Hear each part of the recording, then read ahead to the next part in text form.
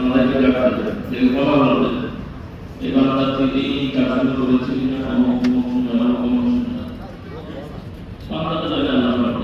তারপর আল্লাহ বলছেন ও তো জানছে আমরা করতে যাচ্ছি স্বীকার করবো আর যখন আল্লাহ তাআলার পক্ষ থেকে তাকে বলা হয় এই করেছি না এই করে যা আর বাঁচার কোনো রাস্তা নেই, বাঁচার কোনো রাস্তা নেই।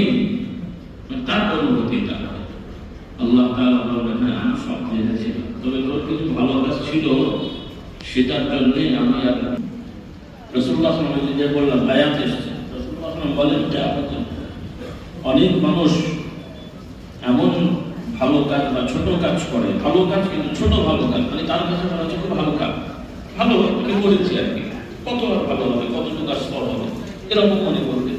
এরকম বিবাদিত হচ্ছে হয়তো না ও আর সোজা করা মুশকিল। একবার সন্দেহ ঢুকে গেলে কোনো যে পানি পড়া তেল পড়া মধু পড়াতে সোজা হয় না। এজন্য আমি একটা কবিতা আছে জরাহাতু সিনানি লাহাল কিয়াম ওয়ালা তালদামু মা জবানকে খুব সতর্ক রাখা, জবানকে খুব সতর্ক রাখা। এবং যারা কাজ করেন বিশেষ করে দ্বীনি কাজে মানুষের কাছে সবসময় আল্লাহকে ভয় করবেন, মানুষকে ভয় করবেন। কারণ আপনার প্রতি একবার যদি আস্থা নষ্ট হয়ে যায়, যত মোটা তসবিহ দেবেন কানে না, যত লম্বা মেথোয়া ঘষে না, যত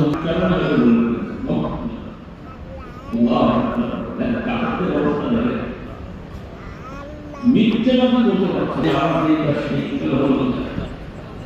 আল্লাহ সব হবে, কিন্তু মানুষের দ্বারা সতর্ক হতে হবে। কেউ যেন আমাদের অবস্থান আমরা জ্ঞান নষ্ট